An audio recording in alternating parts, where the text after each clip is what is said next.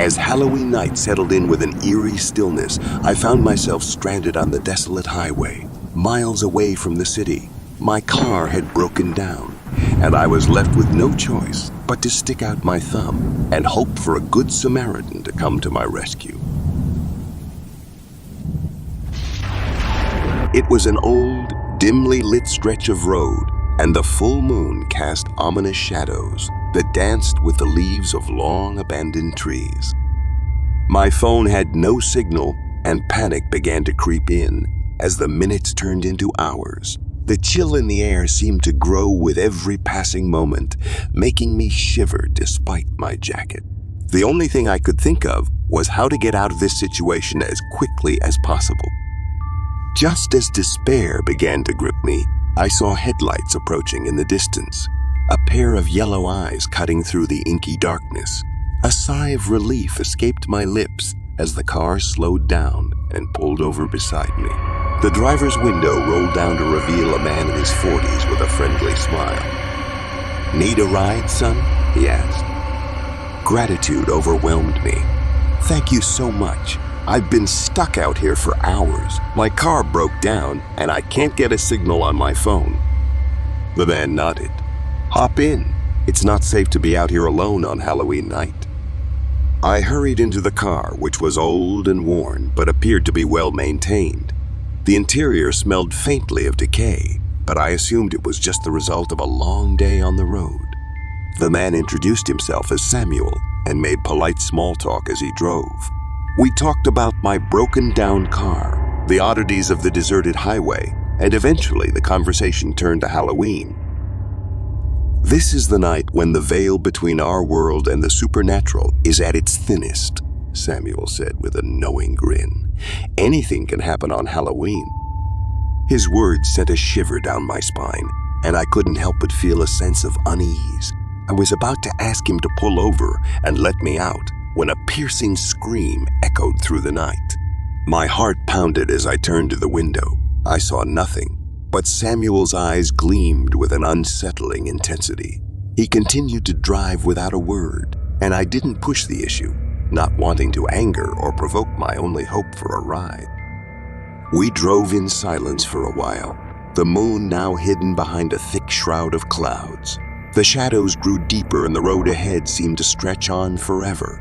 I noticed that we were veering further away from the highway, onto a narrower, more treacherous path.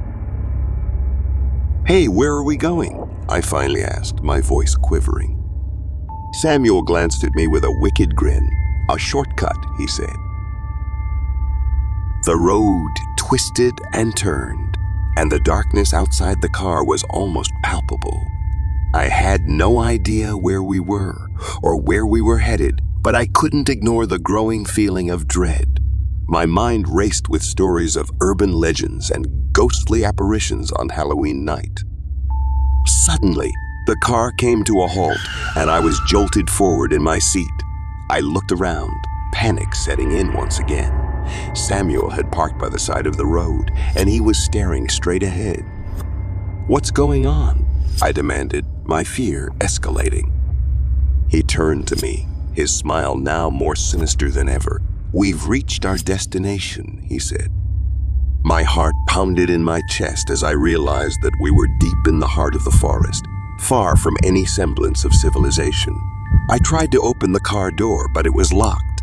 I fumbled for my phone, but Samuel snatched it from my hand and tossed it out the window. Terror gripped me as I understood the gravity of my situation.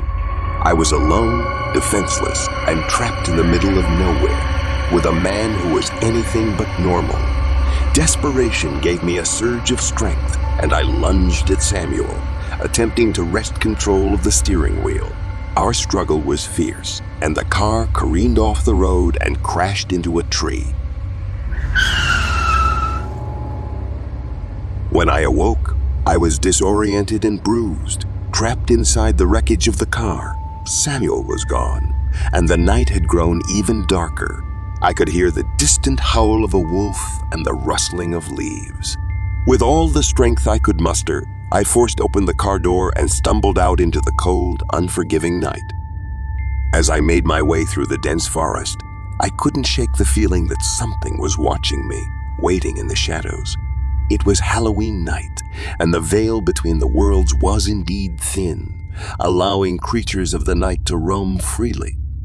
I eventually stumbled upon a dilapidated cabin, its windows shattered and the wood rotting away. I had no other choice but to enter, hoping to find some form of shelter or help. The interior was pitch black, and I cautiously made my way inside.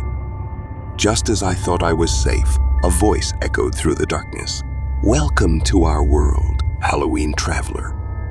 The shadows came alive, and I realized I was not alone in the cabin. Figures emerged from the darkness, their features twisted and grotesque. They were the stuff of nightmares, creatures that should not exist outside of folklore. My heart raced as I realized the true horror of the situation. Samuel had led me into a trap, and I had crossed the boundary between the living and the supernatural on Halloween night. There was no escape from this nightmare, and I could only hope that morning would come to end this macabre and terrifying ordeal.